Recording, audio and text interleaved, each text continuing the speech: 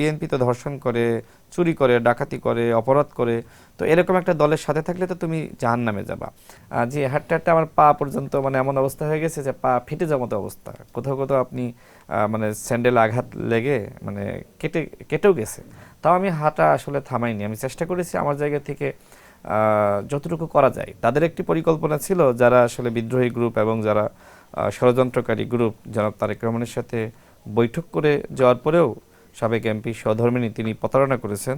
তাদের প্ল্যান ছিল যে আমাকে কিভাবে জামানত মানে হারানো যায়, আমি যাতে প্রধানমন্ত্রীর কাছে আমি অপদস্থ হই, যে রাশেদ খানকে তো মানুষ ভোটই দেয়নি, কিন্তু আমি সেখানে 56,224টি ভোট পেয়েছি। এটি আসলে খুব অল্প সময়ের প্রস্তুতি বলা যায়।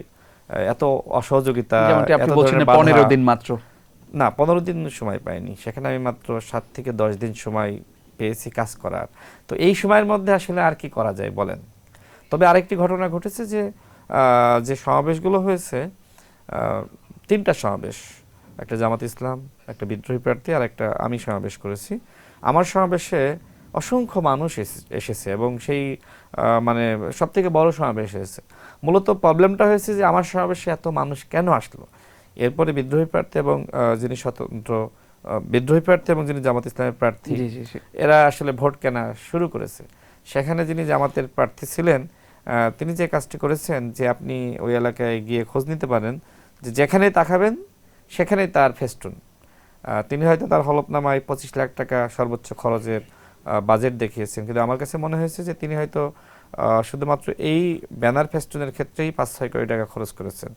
এবং এই যে কালো টাকা দিয়ে ভোট কেনা, জামাত ইসলাম যে কাজটা করে, আমার যে অভিজ্ঞতা আমি দেখলাম যে তারা গণ অভ্যুত্থানের পরে, যেহেতু এই সরকারে মানে অন্তর্বর্তীকালীন সরকারে যেহেতু আসলে জামাতের ব্যাপকভাবে প্রভাব ছিল, প্রশাসন থেকে শুরু করে বিভিন্ন জায়গায় ছাত্র শিবিরের সাবেক নেতাদেরকে পদায়ন করা হয়েছিল, আচ্ছা আচ্ছা। বা প্রশাসনকে এক ধরনের জামাতিকরণ করা হয়েছিল।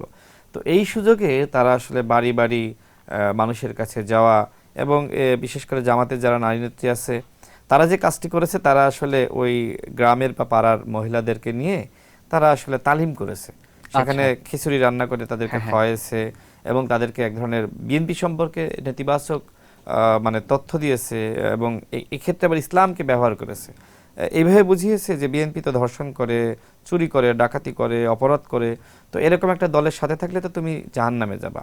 আর আমরা দেখো এই ভালো কাজ করি, আমাদের সাথে গেলে তো তোমরা জান্নাতে যাবা। এবং কোরআন হাদিসের বিভিন্ন আয়াতকে সামনে এনে এইভাবে মানুষকে কিন্তু তারা বুঝিয়েছে, মানে তাদের ব্রেনকে ওয়াশ করেছে। সেই জায়গায় আমার এলাকার নারী ভোটাররা তারা কিন্তু এইভাবে বিভ্রান্ত হয়েছে।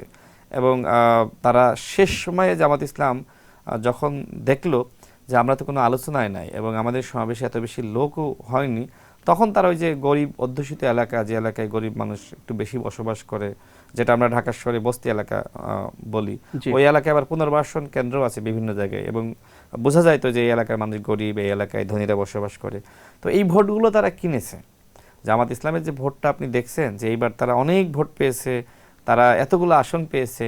তো আমার কাছে মনে হয় এটা আসলে জামাত ইসলামের প্রতি মানুষের জনপ্রিয়তা যতটা না বেড়েছে, তার থেকে এই যে কালো টাকার রাজনীতি, টাকা ছড়ানোর রাজনীতি এবং জান্নাতের টিকিট বিক্রির নামে কালো টাকা ছড়ানো, এই রাজনীতি তারা বেশি করেছে। যে কারণে ওই ঝিনাইদহ 4 আসনে যেটি হয়েছে যে বিএনপির বিদ্রোহী প্রার্থী এবং আমি সেখানে নতুন প্রার্থী, আমার এলাকা হিসেবে ওই এলাকা আমার কাছে নতুন এবং অনেকে আমাকে সহযোগিতা করছে না, এই সুযোগটা আসলে কাজে লাগিয়ে জামাত ইসলাম সেখানে জিতেছে, বিদ্রোহী প্রার্থী হেরেছেন, আমিও তো এখানে পরাজিত হয়েছি। আমার আসলে করার কিছু ছিল না, মানে হাতে কিছু ছিল না।